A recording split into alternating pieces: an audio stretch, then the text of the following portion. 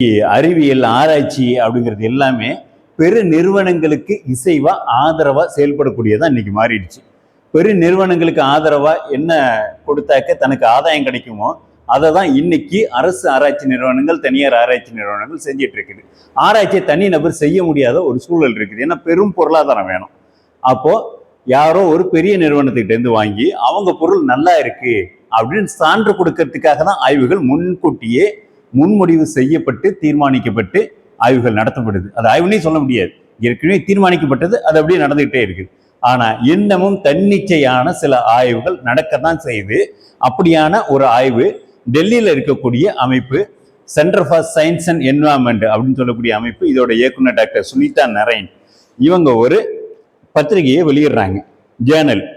அதாவது 15 நாளைக்கு ஒரு முறை வரக்கூடிய ஒரு இதழ், டவுன் டு எர்த் அப்படிங்கிற பேர்ல அது வெளிவருது. இது இப்போ ஆன்லைன் எடிஷன்லையும் வந்துட்டு இருக்குது.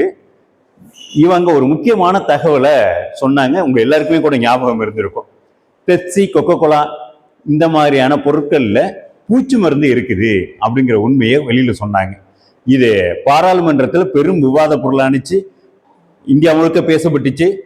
ஏன் இவ்வளவு பூச்சி மருந்துகள் சேர்க்கப்படுது இந்த மாதிரியான குளிர்பானங்கள்ல அப்படிங்கிற ஒரு பேசு பொருளானுச்சு. இந்த டவுன் டு எர்த் இன்னொரு ஆய்வு முடிவை வெளியிட்டாங்க. என்ன ஆய்வு முடிவு அப்படின்னாக்க, இந்தியாவில் இருக்கக்கூடிய முக்கியமான பிரதானமான பிராண்ட்ஸ் எடுத்துக்கிட்டாங்க. அது டாபரு, பதஞ்சலி, ஏபிஸ் ஹிமாலயா, இப்படி பெரிய பிராண்ட் எல்லாத்தையும் எடுத்துக்கிட்டு ஆய்வு பண்ணி பார்க்குறாங்க. அதாவது தேன், அவங்களோட தேனை ஆய்வு பண்ணி பார்க்குறாங்க. அப்படி ஆய்வு பண்ணி பார்க்கும்போது அது எதுவுமே தேன் கிடையாது. மார்க்கெட்டில் பெருசாக இருக்கக்கூடிய அந்த பிராண்டுகளோட தேன் தேன் கிடையாது, அது சுகர் சிரப் அப்படிங்கிறத கண்டுபிடிக்கிறாங்க. இது ஆய்வு முடிவாகவும் வெளியிடுறாங்க. இது பெரும் பேசு பொருள் ஆணிச்சு. கடந்த சில ஆண்டுகளுக்கு முன்னாடி, 5-6 ஆண்டுகளுக்கு முன்னாடி சுகர் சிரப்புக்காக என்ன பண்றாங்க அப்படின்னாக்க, வெளிநாடுகள்லேருந்து, குறிப்பா சீனாவிலேருந்து இங்க சுகர் சிரப் இறக்குமதி ஆகுது. அந்த சுகர் சிரப்பை இவங்க தேன் அப்படின்னு சொல்லி கலக்கி அது கூட சில ரசாயன பொருட்களை சேர்த்து தேனாவே வித்துடுறாங்க. தேன் அப்படின்னாக்க என்ன ஆகணும், அது உறையணும், உறையும் தன்மை இருக்கணும். உறைஞ்சதுன்னா தான் அது தேன். அந்த அடிப்பகுதியில் அப்படியே படிய ஆரம்பிக்கும். அது வெள்ளை நிறத்துல கூட இருக்கும், கட்டி மாதிரி இருக்கும், அப்படி படியணும். அது எறும்பு சாப்பிடணும். இதெல்லாம் செஞ்சாதான் அது தேன்.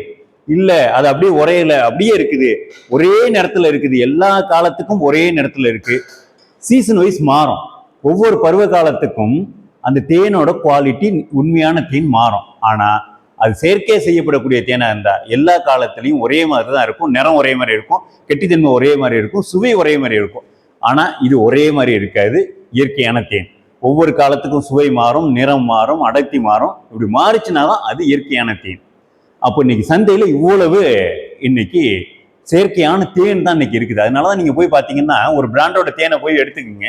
நீங்க தஞ்சாவூர்ல ஒரு சூப்பர் மார்க்கெட்ல பாருங்க, அது என்ன சுவை இருக்கோ, என்ன அடர்த்தி இருக்கோ, என்ன நிறம் இருக்கோ, இதே நிறம் அடர்த்தி சுவையை நீங்க சென்னையில போய் ஒரு சூப்பர் மார்க்கெட்ல எடுத்தாலும் அதே மாதிரி தான் இருக்கும். நீங்க டெல்லியில போய் எடுத்தாலும் அதே மாதிரி தான் இருக்கும். எப்படி இவ்வளவு ஏரியாவில் அவ்வளவு தேன் பாட்டிலும் ஒரே சுவையிலையும் அடர்த்திலையும் நிறத்திலையும் இருக்குன்னா அது ஆர்டிஃபிஷியல், அது செயற்கையான தேன். இயற்கையான தேன் அப்படி இருக்கவே இருக்காது அப்படிங்கிறது தான். இந்த சூழலெல்லாம் கருத்தில் கொண்டு தான் நாம இந்த தேனை சந்தைப்படுத்தணும் அப்படிங்கிறதுக்காக மலை தேனை தொடர்ச்சியாக சந்தைப்படுத்திட்டு இருக்கோம் கடந்த 6 ஆண்டுகளா. அதாவது காடுகள்லேருந்து எடுக்கப்படுற தேன், இது அந்த நிறத்துலையும் சரி, சுவையிலையும் சரி, அடர்த்திலையும் சரி மாறிக்கிட்டே இருக்கும். ஆனால் நல்ல சுவை உள்ளதாகவும் ஊட்டம் உள்ளதாகவும் இருக்கும். சின்ன பிள்ளைங்கள்லேருந்து பெரியவங்க வரைக்கும் அதை சாப்பிட முடியும், அன்றாட உணவுல சேர்த்துக்க முடியும். தேன் ரொம்ப உயர்ந்த உணவே அப்படின்னு சொல்லப்படுது. அப்போ அந்த தேன் நம்ம சாப்பிடக்கூடியது உண்மையிலேயே சரியான தேன் தானா அப்படின்னு பார்த்து நம்ம சாப்பிட வேண்டிய தேவை இருக்குது. சைன நிறுவனங்கள் என்ன சொல்லுது, சீனாவில் இருக்கக்கூடிய நிறுவனங்கள், நீங்க சுகர் சிரப்பை 80% வரைக்கும் நீங்க சேர்த்தா கூட அது தேனா இல்லை சுகர் சிரப்பா அப்படிங்கிறத நீங்க ஆய்வுகள்ல கண்டுபிடிக்க முடியாது, அது சிரமம் அப்படிங்கிறாங்க. அப்படின்னா சந்தையில் இருக்கக்கூடிய பெரும்பாலான தேன் அப்படின்னு சொல்லக்கூடியது சுகர் சிரப் சேர்க்கப்பட்டிருக்கலாம், சேர்க்கப்பட்டிருக்குது. அதனாலதான் அதோட நிறமெல்லாம் ஒரே மாதிரி இருக்குது. அகவலியில நம்ம அந்த மலைத்தேனை கொடுத்துட்டு இருக்கோம். நீங்க அந்த திரையில தெரிகிற எண்ணுக்கு அந்த தூய்மையான மலைத்தேனை வாங்கணும் அப்படின்னாக்க நீங்க மெசேஜ் பண்ணலாம் அல்லது பேசலாம்.